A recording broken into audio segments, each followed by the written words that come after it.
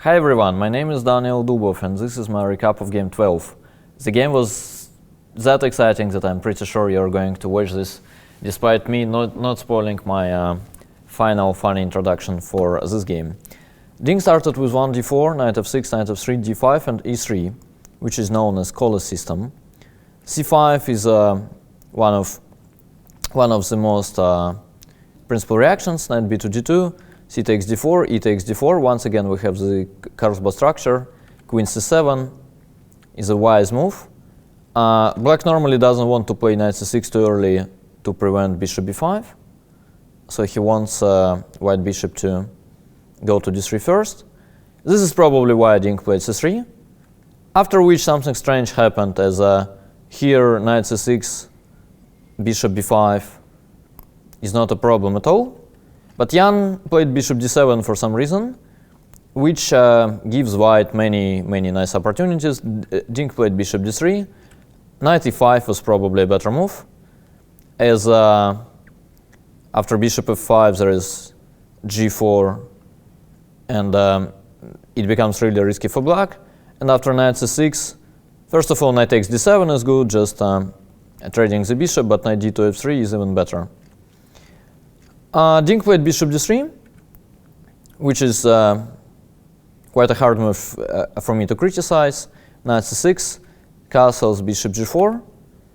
Here Ding was once again a little bit unlucky, as of all the reasonable options he chose the most harmless one. He played rook e1, both queen e1 with the idea of knight e5, and the game could continue like this: knight e5, takes, knight d7, f4, and black has g6. Black will play knight c5, and it's not the end of the world, but white is slightly better.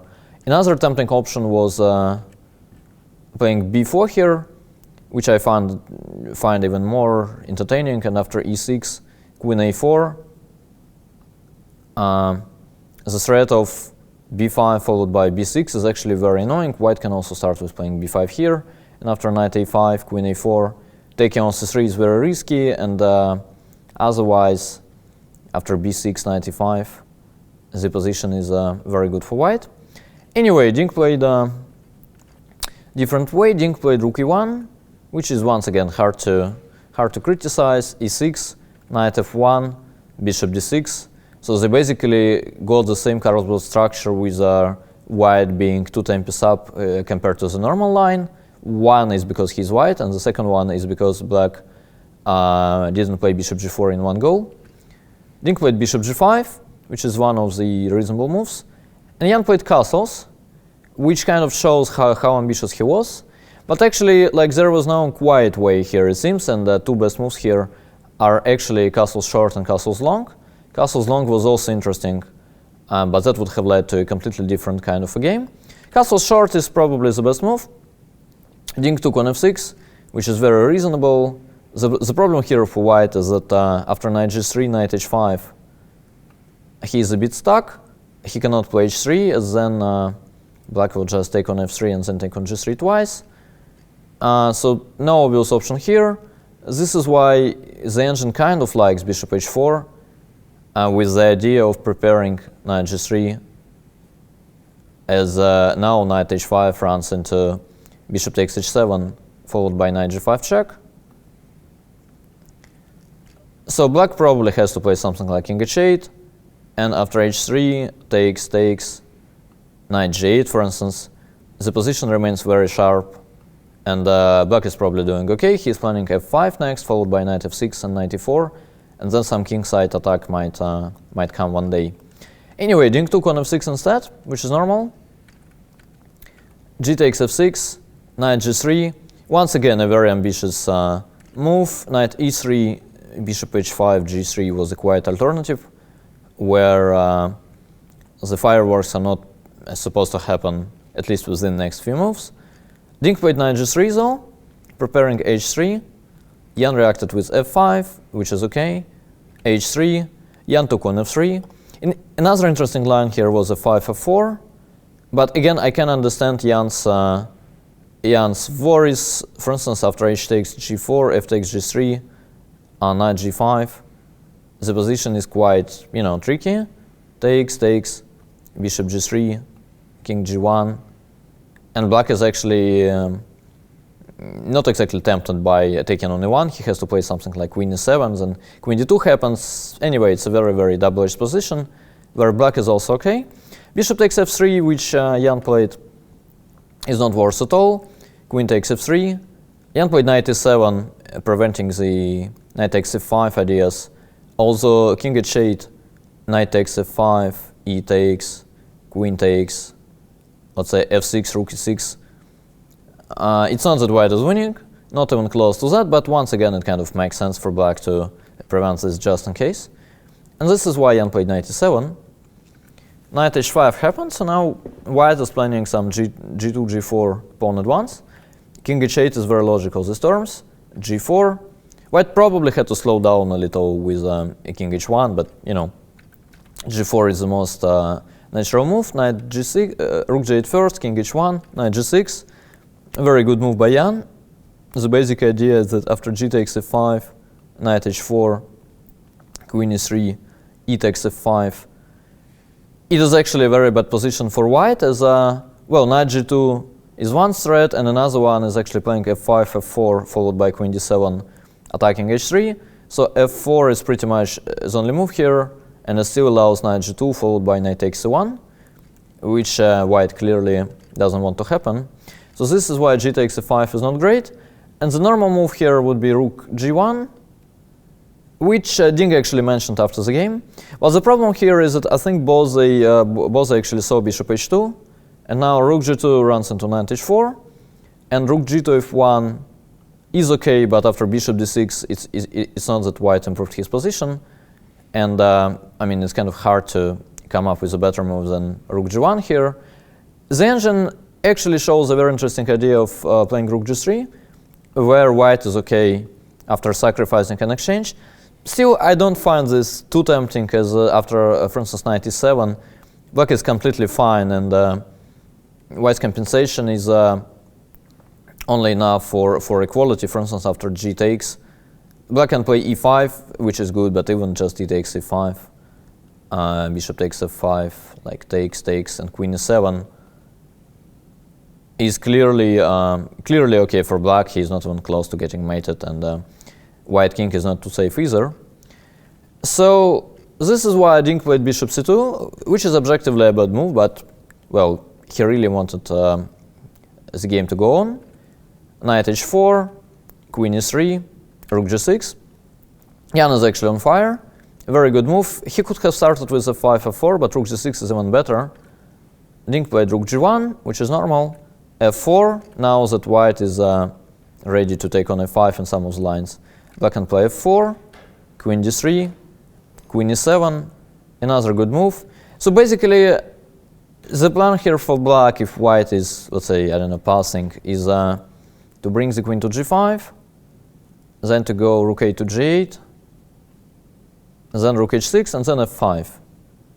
And given how stuck white is at the king side, especially his knight, this plan is actually kind of very annoying. Ding played rook a to e1, first of all preparing for f5. Jan played queen g5. Another good move. It looks obvious when you see it, but for instance, after rook a to g8, it's important that white has g5. And after h6, that was black's plan a move earlier, there is actually knight f6. And first of all, after rook g7, knight h5, white can repeat. Secondly, actually, knight takes d5 is in there too. This is why Ding played rook a to e1, and this is why Jan reacted brilliantly with queen g5, after which, objectively, it seems to me that black is probably just winning with the best play, which is why Ding played c4, looking for some counterplay at least. D takes c4.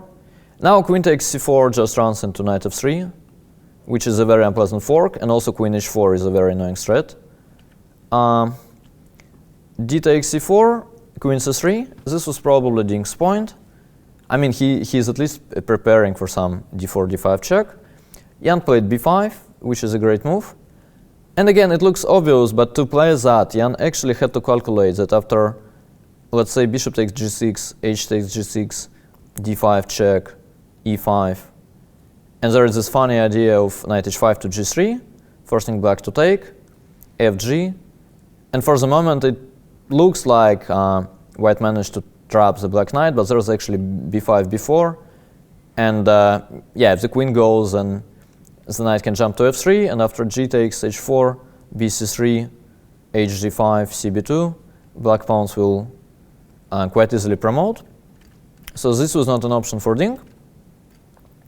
And this explains why he played a2, a4, which is normal. Yang played b4, which is actually a decent move, but it's based on a very, very, in my opinion, like difficult line. And it was much, I think, easier to play a6. And then after, let's say, takes, I guess like the only idea of counterplay for white could be bringing the rook to the a file, but it runs to a very annoying problem of, let's say, if we go d5, e5, rook a1, black can simply play rook a to g8, and we don't even have moves like rook h6 or rook a7, as there is queen takes h5. And, well, not here. After rook a7, it does exist. And after rook a6, there is actually, I think, bishop to b4 as yeah, one of the easiest moves, and queen takes b4 runs into rook takes a6. So white is not even in time to create like a little piece even of counterplay. This is why a6, I think, was way more practical. Jan played b4 though, which is also good. Queen takes c4, and he played rook a to g8, which is a mistake. He had to play knight f3, which was winning, but actually it is winning because of a very, very nice line that goes queen c6, knight takes c1, black has to give up the rook, now rook g8 is a tempo, white goes queen e4, knight takes c2, queen takes c2. It's not obvious at all actually that black is winning here, but he is after queen h4, queen d3, f5. Alright, a good move, but white seems to stabilize with queen f3, and after f takes g4 he has rook takes. Now there is no queen takes h5 as rook takes g8 as a check, and then we take the queen. But the problem here is that after rook takes g4, queen takes g4, takes, black has this very important resource of playing before b3, and there is no way to stop bishop d6 to h3 next. And this is the only reason why the whole thing works for black perfectly. Which, I mean, again, I don't think you can blame one for not finding that. Jan played rook a to g8 instead, which allowed bishop takes g6. And it seems that white is okay here. But the problem is, once again, is that the line is crazy. After h takes g6, he's supposed to play queen c6, which I can get. So now we're attacking the bishop, and bishop b8, d5 is a transposition to the game, and this position is actually winning for white. But the unbelievable thing is that after rook d8, it feels like white is in trouble, the knight is trapped, and the only way to hold this is queen b7, g takes h5, queen takes f7, which actually allows queen d5 check. And the only move available here is f3. And after a queen takes f3, king h2, it is actually a draw. But again, in my opinion, if you see queen d5 check, you just stop there. I mean, there is no way f3, queen takes f3, king h2 can be okay for you. But it actually is. White is not getting mated, and some queen f6 check or queen takes h5 are coming. So this was a miss by Ding, who played queen c6 instead, which allowed knight f5. And the thing with knight f5 is that, first of all, g takes runs into queen takes h5, and queen takes h3 is a checkmating idea. Secondly, the main problem for white is that like queen h4 is a very annoying threat. So let's say if it's black to move, then after queen h4, white is pretty much down to queen f3, which runs into knight takes d4. So one of the most reasonable moves here is rook d1. But then after queen h4, queen f3, black has this nice idea of playing knight g3 check. That is actually winning. we cannot take with the pawn, as queen takes h3 is checkmate. Another option here for white is to take on f5, and after e takes f5 to play rook e8, but it turns out that white does not have a real threat, and queen h4 here is just crushing.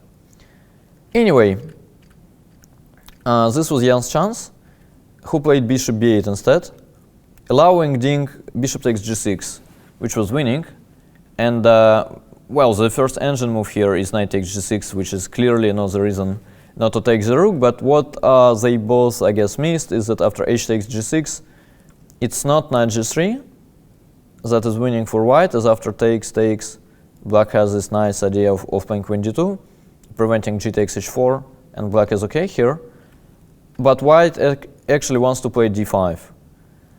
And the thing is that there is no e takes d5 or e5, and then the square on f6 will be available for the white knight, and that basically means the only reasonable move is g takes h5, which after d takes e6, if you look at it, you actually realize that white is winning.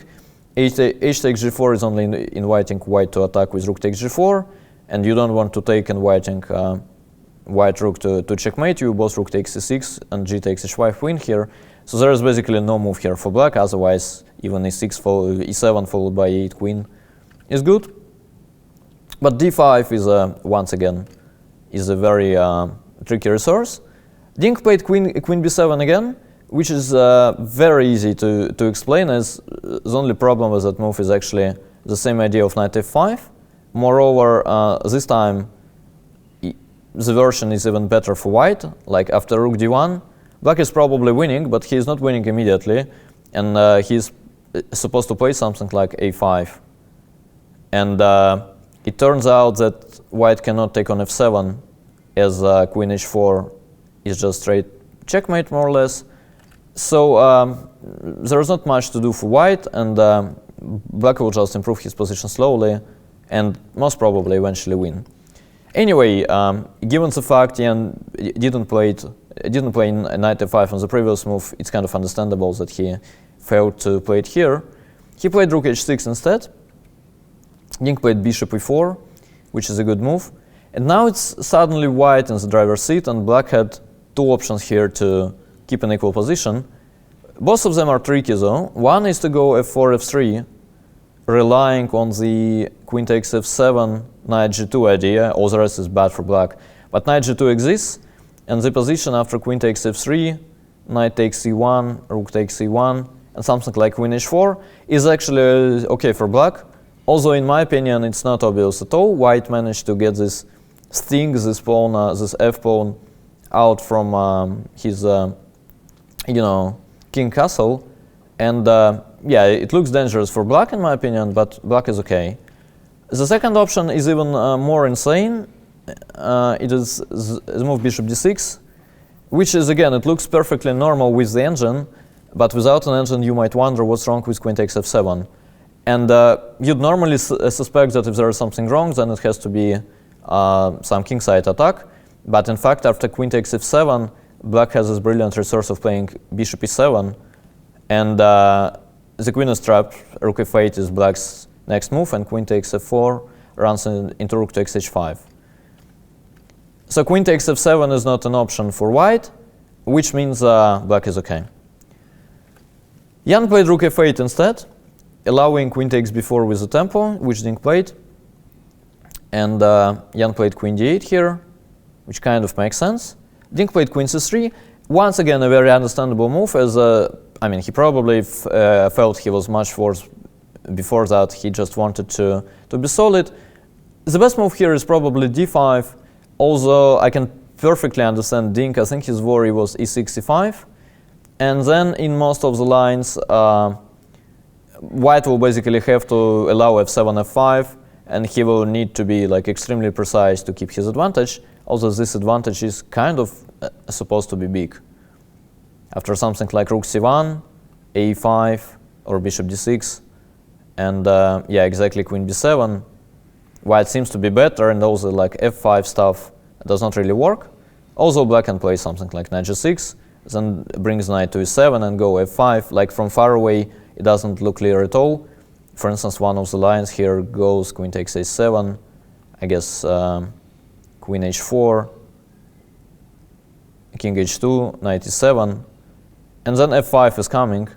And yeah, I mean, rook c6 is winning here, but it's not something that you can evaluate from far away.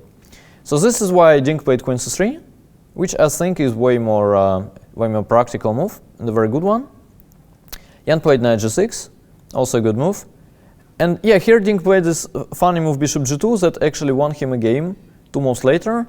The move itself is a bit strange, but once again, I can understand him as the time trouble was coming. He just wanted to make sure he's not about to blunder some mate with queen h4 or something. The best move was actually, I think, rook e2, which is pretty much the same idea. White is preparing in advance for queen h4. The pawn on f2 will be protected. And then slowly but surely he will start pushing his queenside pawns, and he is better. Like, black has to switch for some more or less passive defense with something like a5. And then, yeah, he's hoping for the fact that the bishops are of the opposite color to help him. Dink played bishop g2, which basically has very same idea. Jan played queen h4, which is not yet too bad, but in general, black had to kind of accept the inevitable and switch for some passive defense, playing something like bishop d6, and basically waiting for white to like bring his pawns and react somehow. Also, in a practical game, in my opinion, it's way more likely that white will win this. The pawns will just come to b5, a5, and then eventually b6. And yeah, it's not going to be simple for black at all. Jan played queen h4 instead, attacking the pawn, which Dink defended by playing rook e2.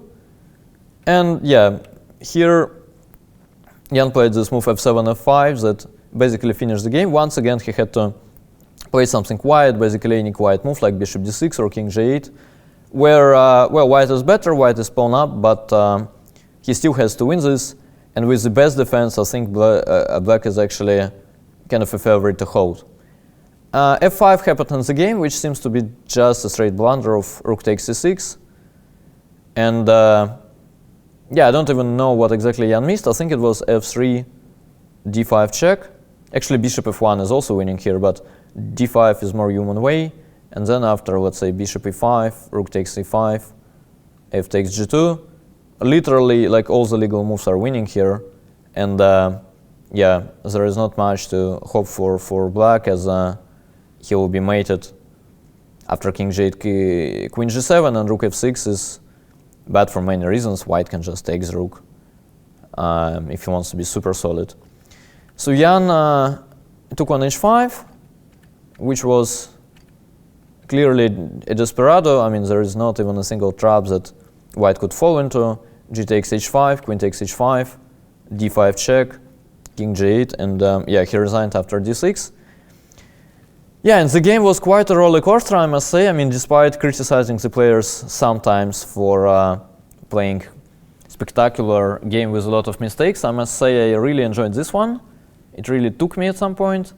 And yeah, come join us tomorrow to see one of the last games of the match, where Jan will play white, and we will find out if he will try to make a quick draw to recover psychologically, or he will actually like pull his inner strengths and try to win the game tomorrow. Come join us tomorrow, guys.